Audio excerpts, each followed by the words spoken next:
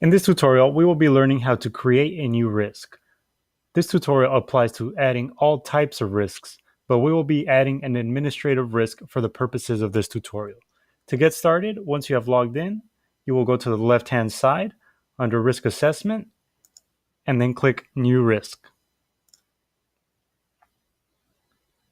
Here we see the New Risk form. We can go ahead and start with the Risk Assessment portion. First is the Risk ID field. This is an automatically generated unique ID that you do not need to fill out. This ID is the identifier you would use to find this risk. Next is the risk agent. Once you click the box, you will see a drop-down with all of the risk agents your system has. We will be selecting vendor. Next is the department or function name. We will be filling this in with admissions.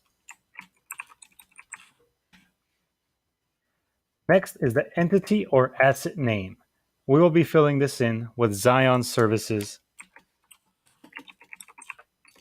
LLC. Next is the assessor or owner.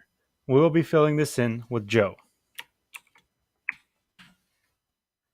Next is the assessed date. Once you click the box, you will see a calendar drop-down.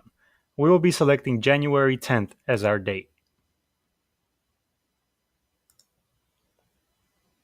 Next is the risk input. Once you click the box, you will see a drop-down with all of the risk inputs in the system. We will be selecting feedback.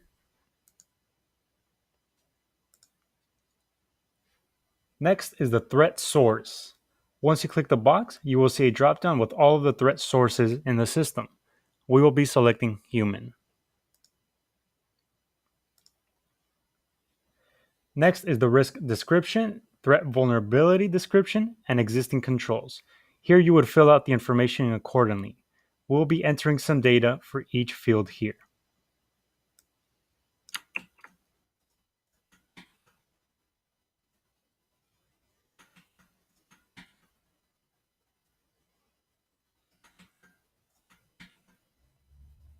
Next is the risk impact category. Once you click the box, you will see a drop-down with all of the risk impact categories in the system. We will be selecting availability. Next is the probability of occurrence. Once you click the box, you will see a drop-down with all of the probabilities in the system. We will be selecting medium.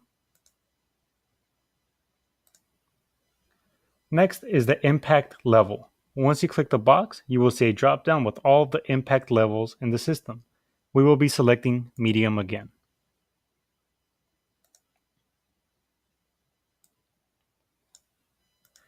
We will now be moving on to the risk treatment portion.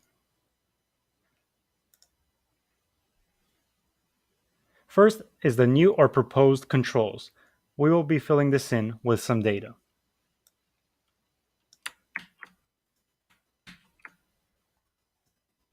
Next is the responsible field. We will be filling this in with Donna. Next is the target date. Once you click the box, you will see a calendar drop-down. We will be selecting March 31st as our date.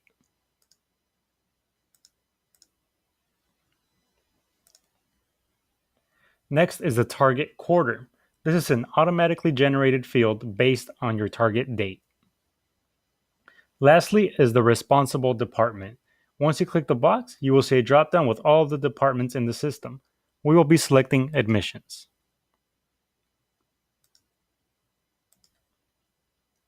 The last portion is the risk response. First field is the actual risk response. Once you click the box, you will see a drop-down with all of the risk responses in the system. We will be selecting mitigate.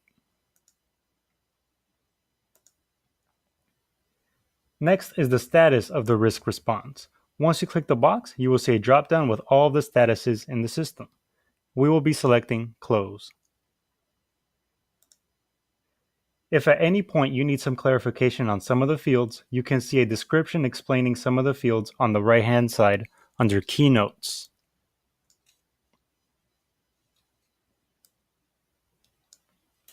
Once you have filled out the required fields, click Save at the bottom of the page.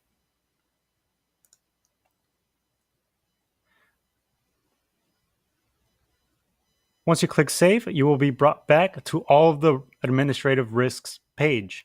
And here we see within the grid our risk that we just added. You have now successfully added a new risk.